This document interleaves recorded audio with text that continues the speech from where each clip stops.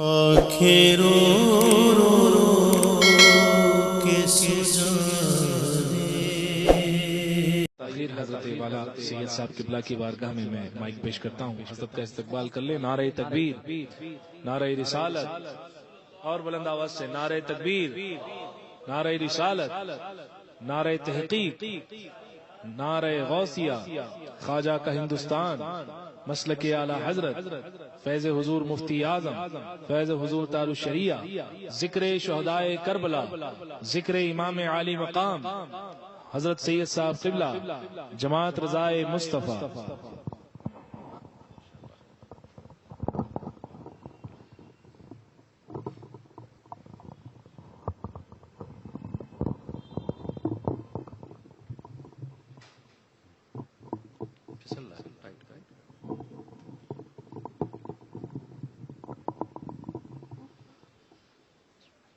بسم اللہ الرحمن الرحیم۔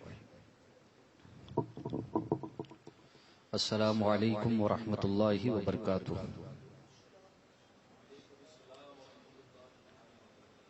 الحمد للہ الحمد للہ الذی جعل النار علی سیدنا الخلیل بردا وسلاما، وأسمع سيدنا الكليم على طور سينا وحيا وكلاما،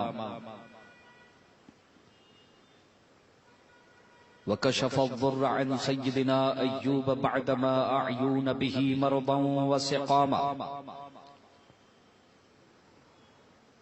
ورد البصر إلى سيدنا يعقوب إذ جاءه البشير وألم به آلاما، ومن لقى لسيدنا سليمان ريحا وجنا وإنسا وغماما،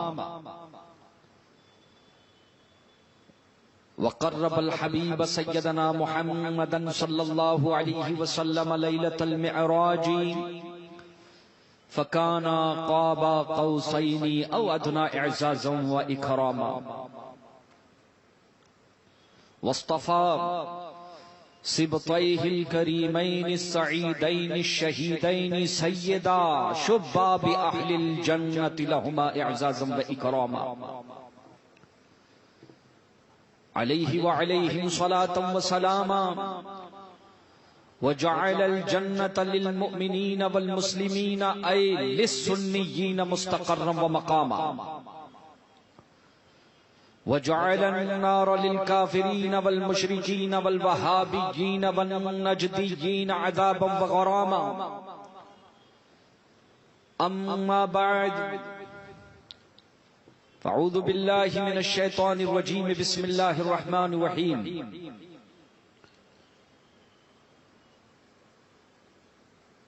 ذلك الكتاب لا ريب فيه، صدق الله العظيم. إن الله وملائكته يصلون على النبي يا أيها الذين آمنوا صلوا عليه وسلموا تسليما. اللهم صل على سيدنا وشفيعنا وحبيبنا وطبيب قلوبنا وقرة أعيننا ومأوانا وملجانا جد الحسن والحسين محمد وعلى آله وأصحابه وأولاده وأزواجه وذرياته وأهل بيته وأنصاره وابنه الغوث العظم الجيلاني البغدادي وعلينا معهم أجمعين برحمتك يا أرحم الراحمين. شاه است حسين، شاه است حسين، بادشاہ است حسین، دی است حسین، دی پناہ است حسین. سرداد نداد دست در دست یزید، سرداد نداد دست در دست یزید، حقا کے بنا الہ الہ است حسین. اور قتل حسین اصل میں مرگ یزید ہے، قتل حسین اصل میں مرگ یزید ہے. اسلام زندہ ہوتا ہے ہر کربلا کے بعد، اسلام زندہ ہوتا ہے ہر کربلا کے بعد. حضرات محترم، امیر المؤمنین سیدنا عمر فاروق رضی اللہ تعالیٰ عنہ نے ایک مرتبہ حضرت سلمان فارسی رضی اللہ تعالیٰ عنہ سے پوچھا، اپنے دور خلافت کی بات ہے کہ سلمان، وہ حضرت سلمان جن کو حضور نے فرمایا سلمان منا اہل بیت، سلمان اہل بیت سے ہے، فارس سے تشریف لائے تھے، لیکن رسول گرامی بابکار صلی اللہ تعالی علیہ وسلم کا ایسا فیضان اور ایسی رحمت برسی ہے آپ پر کہ حضور نے فرمایا گرچہ گھر کے باہر والا ہے لیکن ہے ہم اہل بیت سے۔ تو تاریخ میں کچھ ایسے افراد بھی ہیں جو باہر والے تھے لیکن اندر والے ہو گئے، اور کچھ وہ بدنصیب بھی ہیں جو اندر والے تھے لیکن وہ باہر والے ہو گئے۔ یہ نسبت رسالت کا سارا فیضان ہے۔ حضرت عمر فاروق رضی اللہ تعالیٰ عنہ نے پوچھا کہ سلمان بتاؤ، عمر خلیفہ ہے یا بادشاہ؟ جیسا کہ میں نے کل کہا تھا کہ آخر وہ کون سے اسباب اور عوامل تھے، ہر مسلمان کو ان اسباب اور عوامل کو جاننا ضروری ہے کہ آخر امام عالی مقام امام حسین رضی اللہ تعالیٰ عنہ کو کرب و بلا کی دھرتی پہ کیوں تشریف لانا پڑا۔ کرب و بلا کا معرکہ اور کرب و بلا کا واقعہ یہ کوئی اتفاقی واقعہ نہیں تھا، اتفاقی حادثہ نہیں تھا۔ انشاءاللہ تفصیلی بتاؤں گا۔ رحمت دو جہاں صلی اللہ تعالی علیہ وسلم نے اپنے بیٹے اپنے شہزادے حسین کو، اپنے نواسے حسین کو اپنے ہاتھوں سے شہادت کا دولہا بنایا تھا۔ کربلا کا واقعہ کوئی اتفاقی واقعہ نہیں تھا، لیکن جب آج حسین کے نانا کا کلمہ پڑھنے والے عظمت حسین پر، کربلا کی عظمت پر اور واقعے کربلا پر ریمارک لگا رہے ہیں، اسے غلط انداز میں سوشل میڈیا کے ذریعے پیش کر رہے ہیں۔ یزید پلید جو میسون کا ناپاک بیٹا تھا، اسے حضرت فاطمۃ الزہرا خاتون جنت رضی اللہ تعالی عنہا کے شہزادے امام عالی مقام کے تقابل میں لا کے کھڑا کر رہی ہیں۔ تو ایسے حالات میں ہر مسلمان کو یہ جاننا ضروری ہو جاتا ہے کہ آخر امام عالی مقام کرب و بلا کی دھرتی پر کیوں تشریف لائے تھے۔ کچھ لوگ کہتے ہیں کہ خلافت کی جنگ تھی، اقتدار کی جنگ تھی۔ چلو میاں مان لو خلافت کا معاملہ تھا، تو میں یہ کہوں گا کہ امام عالی مقام اور امام حسین سے بڑھ کر خلافت کا حقدار اس وقت کون تھا؟ یہ دو نظریات کی جنگ تھی، حق اور باطل کا معرکہ تھا، اور وہ کون سے اسباب و عوامل تھے انشاءاللہ یہ جو میں نے گفتگو شروع کی ہے اسے آپ سنتے چلیں، کیونکہ اس کے تار کہیں نہ کہیں میں فکر حسین سے اور کربلا سے ضرور جوڑوں گا۔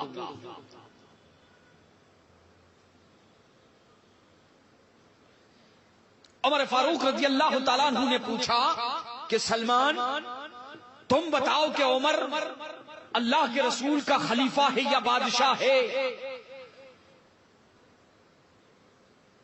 مسند خلافت پر بیٹھے ہوئے ہیں آپ، امیر المؤمنین ہیں، کیسر و کسریٰ کی حکومتیں حضرت عمر کے نام سے کانپ رہی ہے، دنیا کے سپر پاور دہل رہی ہیں۔ اس عمر کی آنکھوں میں آنکھیں ڈال کر حضرت سلمان فارسی رضی اللہ تعالیٰ عنہ جواب دیتے ہیں کہ امیر المؤمنین بیت المال میں جو کچھ جمع ہو رہا ہے اگر اسے آپ صحیح طریقے سے جمع کریں اور اس کا خرچ صحیح طریقے سے کریں، اگر صحیح جگہ وہ خرچ ہو اور صحیح جگہ سے آئیں. اگر ایسا معاملہ ہو تب تو آپ اللہ کے رسول کے خلیفہ ہیں، ورنہ آپ اللہ کے رسول کے خلیفہ نہیں ہے. اللہ اکبر. حضرت عمر رضی اللہ تعالیٰ عنہ کی آنکھوں میں آنسو آ گئے. خلافت کوئی معمولی مسئلہ نہیں تھا. جس خلافت کا یزید کو حقدار بتا کر اسے جنت میں دھکے مار کر اس کے حواری پہنچانے کی کوشش کر رہے ہیں، میں ان یزید کے حواریوں کو یہ پیغام دینا چاہوں گا کہ یزیدیوں سنو، مصطفیٰ جان رحمت صلی اللہ تعالی علیہ وسلم نے اپنی حیات طیبہ میں حق اور باطل کا فیصلہ فرما دیا تھا.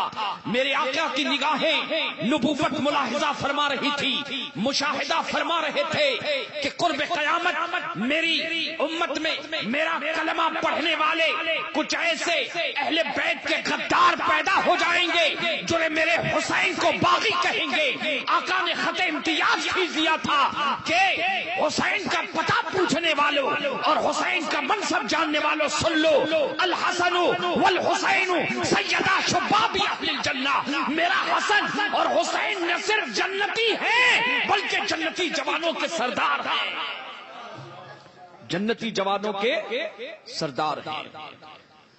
تو انشاءاللہ جماعت رضائے مصطفیٰ مرکز اہل سنت بریلی شریف کی سرکار سیدی اعلیٰ حضرت سرکار مفتی اعظم کی جماعت ہے.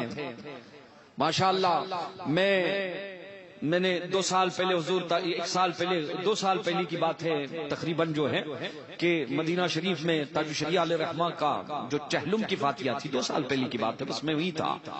تو وہاں مجھے مدعو کیا گیا تھا اور اسے تاج الشریعہ کے حوالے سے میں گیا تھا. میں نے ایک جملہ اس وقت کہا تھا کہ اردو دان طبقہ ہمیشہ مثال پیش کرتا ہے کہ لہو بولتا ہے. میں نے اس وقت مدینے کی سرزمین پر یہ پیغام دیا تھا کہ ذرا اس کہاوت میں ترمیم کر رہا ہوں اور پوری دنیا سنیت کو پیغام دے رہا ہوں کہ لہو بولتا ہے. اس کو ذرا بدل کے یوں پیش کرو کہ بریلی بولتا ہے، بریلی بولتا ہے اور ڈٹ کے بولتا ہے. جہاں سب خاموش ہو جاتے ہیں وہاں بریلی بولتا ہے.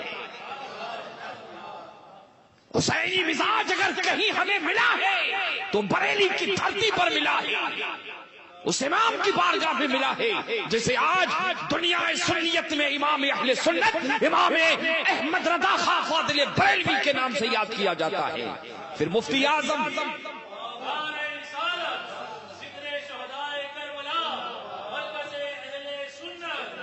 پھر مفتی اعظم سرکار رضی اللہ تعالیٰ اور پھر حضور تاج الشریعہ کے جلوے تو پوری دنیا نے دیکھے اور اللہ نے دکھا دیا. تو جماعت رضائے مصطفیٰ ایک ذمہ دار جماعت ہے. اللہ تعالیٰ اسے خوب ترقی عطا فرمائے اور اس کے پرچم تلے ہمیں اور پوری دنیا کے مسلمانوں کو خدمت اہل سنت مسلک اعلیٰ حضرت کی خدمت کرنے کی سعادت عطا فرمائے. رسول گرامی بابقار صلی اللہ تعالی علیہ وسلم کے مشہور صحابی حضرت ابو ہریرہ رضی اللہ تعالی عنہ عشق اہل بیت سے متعارف ہے. وہ فرماتے ہیں کہ مسجد نبوی میں ہم ایک مرتبہ بیٹھے ہوئے تھے، صحابہ کرام کی جماعت موجود ہے. بنو حنیفہ کے کچھ کلمہ گو جو ابھی ابتدائی مسلمان ہیں اسلام میں داخل ہوئے جماعت کی شکل میں بیٹھے ہوئے تھے. نبیوں کے امام الانبیاء محمد الرسول اللہ صلی اللہ تعالی علیہ وسلم مسجد میں جلوہ بار ہو جاتے ہیں. حضرت ابو ہریرہ یہ وہ صحابی ہیں جن کا شمار مکثرین صحابہ میں ہوتا ہے. جس کثرت کے ساتھ حدیثیں حضرت ابو ہریرہ رضی اللہ تعالیٰ عنہ سے ملتی ہیں، احادیث کی کتابوں کو آپ کھنگال ڈالیں، یہ انہی کا اعزاز تھا، یہ دعائے نبوی کا اثر تھا، سب جانتے ہیں. وہ بیٹھے ہوئے تھے، اللہ کے رسول تشریف لائے اور مجمع پر ایک مرتبہ نگاہ ڈالی. رحمت جو جہاں صلی اللہ تعالی علیہ وسلم نے جب دیکھا، نگاہ ڈالی، اس کے بعد آقا صلی اللہ علیہ وسلم ارشاد فرماتے ہیں، حالانکہ سب حضور کا کلمہ پڑھنے والے لوگ ہیں، حضور کے پیچھے نماز پڑھنے والے لوگ ہیں، حضور کے شاگرد بھی ہیں، ان میں حضور کے براہ راست جنہوں نے حضور سے درس قرآن بھی لیا ہے اور درس حدیث بھی لیا ہے، سرکار ارشاد فرماتے ہیں کہ اس جماعت میں ایک شخص جہنمی ہے۔ اللہ اکبر۔ حضور فرماتے ہیں، حضرت ابو ہریرہ راوی ہے، فرماتے ہیں آقا نے فرمایا کہ اس جماعت میں اس وقت ایک شخص جہنمی ہے۔ دہل گئے حضرت ابو ہریرہ رضی اللہ تعالیٰ عنہ اور صحابہ کرام، اور صحابہ کا عقیدہ تو دیکھے نا کہ کسی نے اعتراض نہیں کیا۔ یہی فرق ہے صحابی اور وہابی کے عقیدے میں کہ حضور جب غیب کی خبر دیتے ہیں تو صحابی زبان قال سے یا زبان حال سے کہتے ہیں آمنا و صدقنا یا رسول اللہ۔ حضور جب غیب کی خبر دے رہے ہیں تو کسی نے اعتراض نہیں کیا، لیکن 1400 سال کے بعد کچھ ایسے افراد پیدا ہو گئے ہیں، کہتے ہیں کہ نہیں، حضور کو تو معاذ اللہ رب العالمین پیٹھ کے پیچھے کی خبر نہیں، حضور کو غیب کی خبر نہیں۔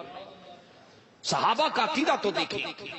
حضرت ابو ہریرہ فرماتے ہیں کسی نے اعتراض نہیں کیا، کسی نے بھی پلٹ کے حدیث میں نہیں آتا ہے کہ کسی نے پوچھا کہ یا رسول اللہ کہ یہ تو غیب کی خبر ہے، آپ کیسے بتا رہے ہیں کہ ایک شخص جہنمی ہے اور دائمی جہنمی ہے، خلود فی النار۔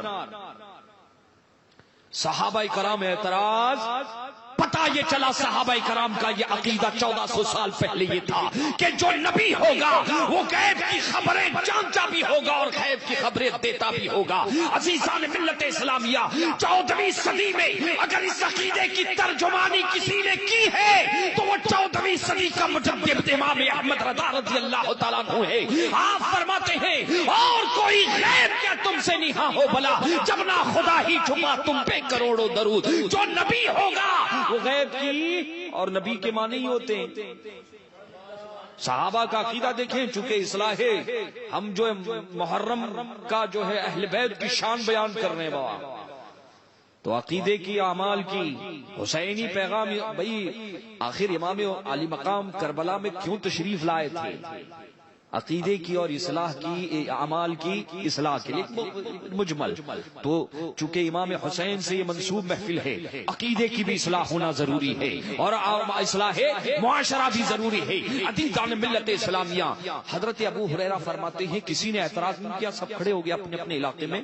حضرت ابو ہریرہ فرماتے ہیں کہ میں سب کو نوٹ کر رہا تھا کہ محفل میں کتنے لوگ تھے، یکے بعد دیگرے، کئی جتنے لوگ وہاں پر موجود تھے یکے بعد دیگرے سب کا انتقال ہو گیا، 2 افراد بچ گئے۔ اللہ اکبر۔ فرماتے ہیں الرجال ابن انفوا، الرجال ابن انفوا اور میں دونوں بچ گئے۔ حضرت ابو ہریرہ رضی اللہ تعالیٰ عنہ ٹہل چکے تھے، کیونکہ وہ جانتے تھے کہ نبی نے خبر دی ہے آسمان اپنی جگہ سے ہل سکتا ہے، لیکن جب آمنہ کے لال نے فرما دیا کہ یہ جہنمی تو یقیناً وہ جہنمی، اور جب آمنہ کا لال کہہ دے کہ حسین جنتی جوانوں کا سردار تو یقیناً سردار۔ یہ تھا عقیدہ۔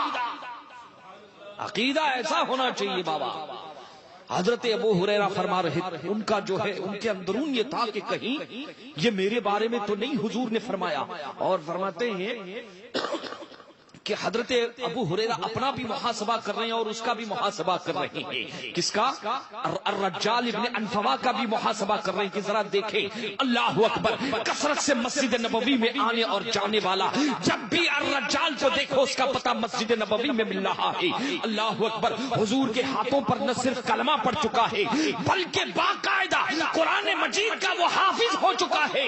بعض روایتوں میں آتا ہے کہ سورہ بقرہ کا، لیکن بعض مصنفین تحریر فرماتے ہیں کہ پورے قرآن مجید کا حافظ ہو چکا ہے، اور اللہ کے رسول کی بارگاہ میں قرآن مجید کو سمجھنے کی اس نے حضور کے پاس پڑا، حضور کے پیچھے نمازیں پڑھ رہا ہے. اللہ اکبر.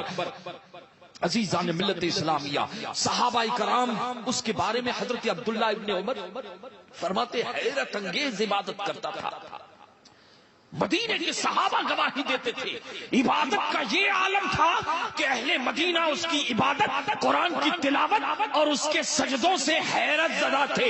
حضرت ابو ہریرہ یہ گمان کر رہے تھے کہ ہو نہ ہو کہ یہ تو مجھ سے زیادہ عبادت گزار ہے، یہ تو حافظ قرآن ہے، اسے بارگاہ رسالت سے ڈرے ہوئے تھے. بھئی ہوتا ہے نا ایمان بین الخوف والرجاء، اسی کا نام ہے الایمان بین الخوف والرجاء، اسی کا نام ہے. عزیزان ملت اسلامیہ، اچانک مسیلمۃ الکذاب دعوی نبوت کر دیتا ہے. مسیلمۃ الکذاب دعوی نبوت کر دیتا ہے. یہ کب کی بات ہے؟ نبی کریم صلی اللہ تعالی علیہ وسلم کا وصال ہوا سن ہجری 11 میں، اور جیسے ہی وصال ہوا بس چند مہینوں کے اندر جو ہے یہ واقعہ رونما ہوتا ہے. یہ مسیلمۃ الکذاب یہ وہ شخص ہے جو یمامہ کا، بنو حنیف سے ہے، یمامہ کا رہنے والا ہے. باقاعدہ نبی کریم صلی اللہ علیہ وسلم کی بارگاہ میں حاضر ہو کر اس نے کہا تھا کہ یا رسول اللہ، اگر آپ کے بعد مجھے اپنا نائب بنا لے، اعلان کر دیں، کہتے میں آپ پر ایمان لے آؤں گا. نبی کریم صلی اللہ تعالی علیہ وسلم کے زمانے میں ہی اس نے سرکشی کرنا شروع کر دی تھی. سرکار کے وصال کے بعد اس نے نبوت کا اعلان کر دیا. سرکار کا وصال ظاہری ہو چکا ہے. دیکھیں حضرت ابوبکر صدیق رضی اللہ تعالیٰ عنہ کا دور خلافت شروع ہو جاتا ہے، اور یہ تنہا نہیں بلکہ سلمہ، سجاح، یہ دو عورتیں انہوں نے بھی نبوت کا دعویٰ کر دیا ہے. طلیحہ نے بھی نبوت کا دعویٰ کر دیا ہے. اس کے علاوہ تاریخ میں ایک نام اسود عنسی کا بھی آتا ہے. تقریباً 6 لوگوں نے حضرت نبی کریم صلی اللہ علیہ وسلم کے وصال ظاہری کے بعد فوراً نبوت کا اعلان کر دیا تھا، اور یہ بتایا کہ محمد عربی صلی اللہ علیہ وسلم آخری پیغمبر نہیں ہے بلکہ ہم بھی اس کی نبوت میں ساجھیدار ہیں، اور ہمارے پاس بھی وحی آ رہی ہے. وحی بلکہ بعض کتابوں میں ان وحیوں کا بھی جو ہے مورخین نے اسے بھی کیا کیا ہے، نقل فرمایا ہے. عزیزان ملت اسلامیہ، حضرت ابوبکر صدیق نے جیسے ہی خلافت کی مسند کو سنبھالا، چاروں طرف سے ایک فتنہ رونما ہو جاتا ہے، بغاوت کھڑی ہو جاتی ہے. ایک طرف سے یہودیوں اور نصرانیوں کا فتنہ، اور دوسری طرف 2 عورتوں نے، سلمہ اور سجاح، وہ بھی اس ریس میں آ گئی، اور مسیلمۃ الکذاب نے نبوت کا اعلان کر دیا تھا. عزیزان ملت اسلامیہ، حضرت ابوبکر صدیق رضی اللہ تعالیٰ عنہ امت مسلمہ کی باغ ڈور کو تھام لیتے ہیں اور جبل استقامت بن کر کھڑے ہو جاتے ہیں. آپ نے تہیہ کر لیا کہ مجھے سب کے ساتھ جنگ کا محاذ چھیڑنا ہے اور سبوں کو کیفر کردار تک پہنچانا ہے. سب سے پہلے تو حضرت عمر فاروق رضی اللہ تعالیٰ عنہ عرض کرتے ہیں کہ امیر المؤمنین، اس وقت ہمارا مین پاور کم ہے اور چاروں طرف سے فتنے اٹھ رہے. جانتے فتنوں کا معاملہ کیا تھا؟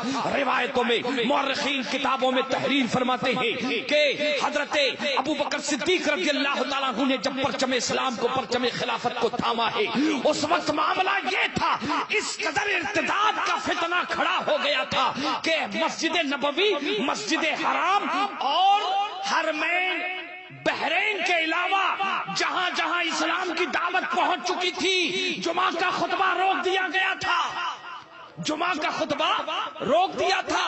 اور یہ مسیلمۃ الکذاب تو اپنے نام کی باقاعدہ اذان دلوا رہا تھا، اپنے نام کی اذان دلوا رہا تھا. عزیزان ملت اسلامیہ، کچھ لوگوں نے، اچھا ارتداد ایسا تھا کہ کچھ لوگوں نے کہا کہ ٹھیک ہے ہم حضور کو آخری نبی تو مانتے ہیں لیکن زکوٰۃ کا انکار کر دیا کہ ہم زکوٰۃ کو نہیں مانتے. بعض ایسے بھی جو ہے مرتد ہو گئے تھے کہ ہم سب کچھ مانتے ہیں لیکن نماز کے منکر ہو گئے تھے، ہم نماز کا جو ہے نماز کو تسلیم نہیں کرتے، ہم نماز نہیں پڑھیں گے، اس کی فرضیت کا جو انہوں نے انکار کر دیا. عزیزان ملت اسلامیہ، ایسے سخت ماحول میں حضرت ابوبکر صدیق رضی اللہ تعالیٰ عنہ کی بارگاہ میں حضرت عمر آئے، کہا امیر المومنین ارادہ ترک کریں، مین پاور کم ہے، ہر طرف چاروں طرف جو ہے فتنے جانتے، بحرین میں، حضرموت میں، یمامہ میں، چاروں طرف سے جو ہے فتنے ایک ساتھ، تقریباً مکہ شریف کے قرب و مدینہ شریف اور مکہ شریف کے قرب و جوار میں 8 قبیلوں کا ذکر ملتا ہے کہ ارتداد کے فتنے میں عزیزان ملت اسلامیہ حضرت ابو بکر صدیق رضی اللہ تعالیٰ عنہ جبل استقامت بن جاتے ہیں اور حضرت عمر فاروق رضی اللہ تعالیٰ عنہ سے ارشاد فرماتے ہیں کہ عمر سن لے اینقص الدین وانا حی وقد تم الوحی، اے عمر سن لے جب تک ابو بکر زندہ ہے دین کے معاملات میں کوئی کمی نہیں آنے دے گا، وہی منقطع ہو چکی ہے، ہمارے نبی کے بعد اب کوئی دوسرا نبی نہیں آئے گا اور قرآن کے بعد کوئی اب دوسری کتاب نہیں آئے گی۔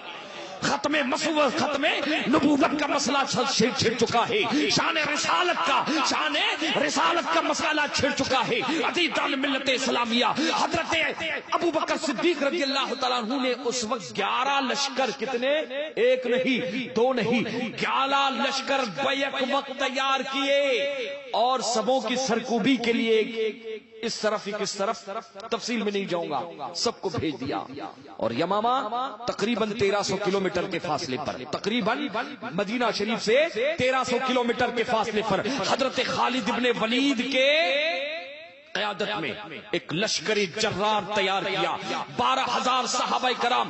آپ اعلان فرماتے ہیں کہ مدینے میں کوئی نہیں بچے گا، کوئی نہیں رکے گا۔ پہلے تو آپ نے یہ قانون مقرر کیا تھا کہ بدری صحابہ عمر دراز تھے کہ اب جنگ میں ان کو نہیں بھیجا جائے، جنگ میں ان کو کیوں؟ تاکہ امت مسلمہ کا یہ عظیم خزانہ، اس سے مدینے والے اور دنیا والے خوب برکتیں لوٹیں کہ حضور کی وہ عظیم یادگار ہے بدری صحابہ۔ لیکن جب ختم نبوت کا مسئلہ اٹھا، رسالت پر جب کھل کے حملے ہونے لگے تو حضرت ابو بکر صدیق نے اپنا بنایا ہوا قانون توڑا، ارشاد فرمایا کہ بات نبی کی عظمت کی آ گئی ہے، عقیدہ ختم نبوت کی آ گئی ہے، مدینے میں اب کوئی باقی نہیں رہے گا۔ اے خانقاہ میں، خانقاہ کے انداز میں بیٹھنے والے صوفیوں سنو، اے جماعت علماء سنو، اے مسلمانوں سنو، حضرت ابو بکر صدیق نے اعلان فرما دیا ہر کوئی نکلے گا، نوجوان بھی نکلے گا، بوڑھا بھی نکلے گا، بدری بھی نکلے گا، اور احد میں جو صحابہ تھے سب نکلیں گے۔ بات مصطفیٰ کی عظمت کی آ گئی ہے، اللہ اکبر۔ حضرت ابو بکر صدیق نے ماحول کو نہیں دیکھا، اپنی طاقت نہیں دیکھی، مین پاور نہیں دیکھا، بس انہوں نے دیکھا تو یہی دیکھا کہ عظمت رسالت پر حملہ ہو چکا ہے اور ختم نبوت کا مسئلہ آ گیا ہے۔ اب اسلام یہاں پر لہو مانگ رہا ہے، جانثاری کا معاملہ ہے۔ امام مالک سے پوچھا گیا تھا، مسلمانوں، امام مالک سے پوچھا گیا حضور کہ اگر نبی کی شان میں گستاخیاں بے ادبی ہونے لگے تو امت کو کیا کرنا چاہیے؟ کا ڈٹ کے مقابلہ کرنا چاہیے۔ کچھ لوگ کہتے نا نہیں بولو مت بابا، ماحول اچھا نہیں ہے، آج کل کے حالات تم دیکھ رہے ہو۔ لیکن عزیزان ملت اسلامیہ، تم نے صحابہ کرام کی تاریخ کو نہیں پڑھا ہے۔ تاریخ یہ بتاتی ہے، صحابہ زبان حال سے یہ کہتے ہیں گھبرا گئی ہے، گردش دورہ کبھی کبھی گردن میں ہاتھ ڈالے ہیں، محو نجوم نے گزرا ہے ان حدوں سے مسلمان کبھی کبھی۔ عزیزان ملت صحابہ کرام نے ماحول نہیں دیکھا، حالات نہیں دیکھے۔ بات عظمت رسالت کی ہے، بات عظمت رسالت کی ہے۔ مدینہ شریف میں جب حضرت ابو بکر نے اعلان فرمایا تو حضرت علی رضی اللہ تعالیٰ عنہ عرض کرتے ہیں آپ بھی تیار ہو گئے، تلوار لے کے آپ بھی۔ حضرت علی عرض کرتے ہیں، شیر خدا عرض کرتے ہیں کہ امیر المومنین آپ مدینہ شریف میں تشریف رکھیں، رسول اللہ کے خلیفہ ہیں اور پہلے خلیفہ ہیں۔ مسلمانوں، سنی مسلمانوں سنو، دمادم مست قلندر علی دا پہلا نمبر نہیں، ہم اہل سنت کا، قرآن کا، صحابہ کا اور اہل بیت کا، ائمہ کا، شافعی کا، مالک کا، احمد کا، سب کا عقیدہ ہے، غوث کا عقیدہ، خواجہ کا عقیدہ، اور وہی عقیدہ 14ویں صدی نے احمد رضا نے پلایا ہے۔ وہ عقیدہ کیا ہے؟ دمادم مست قلندر ابو بکر دا پہلا نمبر۔ اہل بیت نے بھی مانا ہے، حضرت علی نے بھی مانا ہے، امام حسین نے بھی مانا ہے، امام حسن نے بھی آپ کو پہلا مانا ہے، حضرت امام زین العابدین نے پہلا مانا ہے، حضرت امام باقر نے پہلے مانا ہے، امام جعفر صادق نے پہلا مانا ہے، تو ہم بھی پہلا مانیں گے بابا۔ قافلہ نکلا، حضرت ابو ہریرہ فرماتے ہیں میں پریشان تھا کہ حضور نے جو فرمایا تھا ان میں سے 2 ہی بچے اور وہ ڈر رہے تھے کہ یہ تو مجھ سے زیادہ پرہیزگار ہے۔ جب دیکھو مسجد میں تسبیح پڑھتے ہوئے، نماز پڑھتے ہوئے، قرآن کی تلاوت کرتے ہوئے حضرت ابو ہریرہ ڈرے ہوئے تھے اور اللہ سے دعا کر رہے تھے، اور اللہ کی خفیہ تدبیر بھی دیکھے نا۔ اللہ ہمیشہ سنی مسلمانوں اللہ سے جو ہے یہ دعا کیا کرو کہ اللہ تیری خفیہ تدبیر سے ہمیں بچا۔ عزیزان ملت اسلامیہ، اب دیکھیں کہ نبی کریم صلی اللہ علیہ وسلم یہ جب فتنہ ارتداد اٹھا ہے تو یہ رجال ابن انفوا، الرجال ابن انفوا، رسول گرامی باباقار صلی اللہ علیہ وسلم نے اسے بھیجا تھا مسیلمۃ الکذاب کے پاس کہ جا یمامہ کی سرزمین پر جا، جانے والا رسول گرامی صلی اللہ علیہ وسلم کا شاگرد ہے، قرآن پڑھنے کی اس نے بارگاہ رسالت سے سعادت حاصل کی تھی، لیکن عزیزان ملت اسلامیہ جب یہ شخص وہاں پر گیا مسیلمۃ الکذاب نے اس کا خوب جو ہے استقبال کیا، پیسے بھی دیے، توجہ دینا، توجہ، ہاں، پیسے بھی دیے، سونا بھی دیا، خوب اکرام کیا، خوب تعظیم کی، اور تعظیم کرنے کے بعد کہا کہ رجال اسی قبیلے سے تھا، اسی کے دونوں ایک ہی قبیلے کے ہیں، کہ اگر تو میرا ساتھ دے دے جو کچھ مجھے ملے گا آدھا آدھا، نصف لی و نصف لک، آدھا میرا اور آدھا تیرا، تو صرف اپنے لوگوں میں جا کے یہ پیغام دے، لوگوں کو جا کر یہ بتا کہ محمد عربی صلی اللہ علیہ وسلم، چونکہ تو حضور کا شاگرد ہے، تو نے حضور کا کلمہ پڑھا ہے، حضور سے قرآن پڑھا ہے، جا کے صرف اتنا بتا مسلمانوں کو کہ حضور نے فرمایا ہے کہ نبوت میں، رسالت میں مسیلمۃ الکذاب میرا شریک ہے، یعنی پارٹنر ہے، ہم دونوں کیا ہے، شریک ہے، بس تیرا کام اتنا ہوگا، دولت میں تجھے نہلا دوں گا۔ عزیزان ملت اسلامیہ، ہم نے بہتوں کو ایسے ویسے ہوتے دیکھا ہے، ہم ہندوستان کے ان لوگوں کو بھی جانتے ہیں جنہوں نے ایران کی سرزمین پر جا کر امیر معاویہ کے گستاخوں کا ٹکڑا کھایا ہے۔ آنکھیں رو رو رو کے سجا